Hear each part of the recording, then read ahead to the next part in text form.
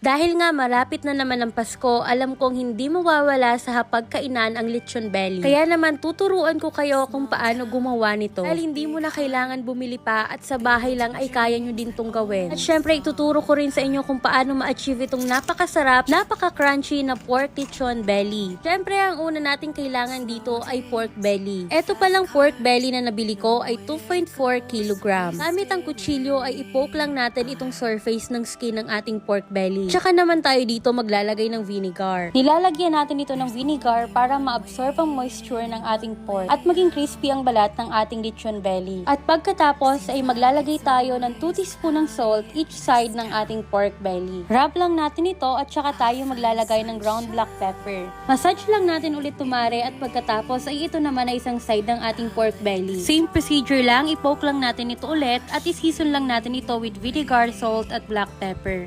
To the other side of that one-stop sign, we've been scared of our whole lives. I'll find home in lonely days. Ngayon naman ay mag-a-add lang tayo dito ng minced garlic. Mas maraming garlic, mas masarap. O ayan, spread lang natin tumare at maglalagay din tayo dito ng sibuyas. Lagay na din natin dito ang tanglad o lemongrass. Syempre, maglalagay din tayo dito ng onion leeks at 2 green na sili. Next natin gagawin ay i-roll lang natin ito at tatalian ng mahigpit. Medyo maproseso nga ang part na tumare at kung first time mo nito, mas magandang meron kang kasamang gumawa nito. Sa pagtatali nga ni tumare ay inabot din ako ng almost 15 minutes. Ang gamit ko pala ditong panali ay kitchen twine para ma-secure ang meat into a log shape. Kapag natalian na natin ito, sunod naman natin gagawin ay maglalagay tayo dito ng soy sauce. I-brush lang natin ito dito sa ating pork belly hanggang sa makover ito. After natin makover ng soy sauce ang ating pork belly, ay ilalagay na natin siya dito sa ating turbo broiler. Bali, nag-preheat lang ako dito ng 2 minutes bago natin ilagay itong ating pork belly. Ngayon naman ay lulutuin lang natin ito ng 180 degrees for 3 hours.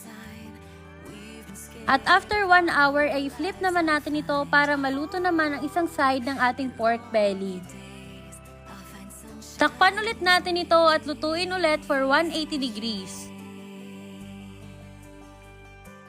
After naman 1 hour ay i-flip lang natin ulit ang ating pork belly at lulutuin ulit natin ito for a total of 3 hours. Pero sa pagkakataon na ito mare ay need nating i-reduce ang heat from 180 degrees to 150 degrees.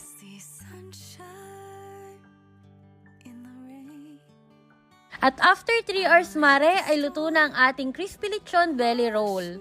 Close up lang natin siya. O diba, kitang-kita nyo naman na super crispy ang kanyang balat. Literal, naputok-batok talaga. Napakadali lang gumawa ng recipe natin, diba? Kayang-kaya nyo din gumawa nito. Ilalagay ko din ang recipe sa comment section at screenshot nyo na lang.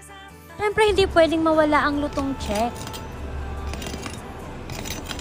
Wow! Talaga naman na super crispy itong ating pork lechon belly roll. Hihiwain ko na nga din tumare para makita nyo din kung gaano ka-tender and juicy ang kanyang meat. O diba, sino ang hindi mapapawaw sa recipe natin ngayon? Save nyo na din tong recipe na to para sa inyong Noche Buena sa darating na Pasko. Serve na natin to with your favorite sausawan. Yun lang, follow for more!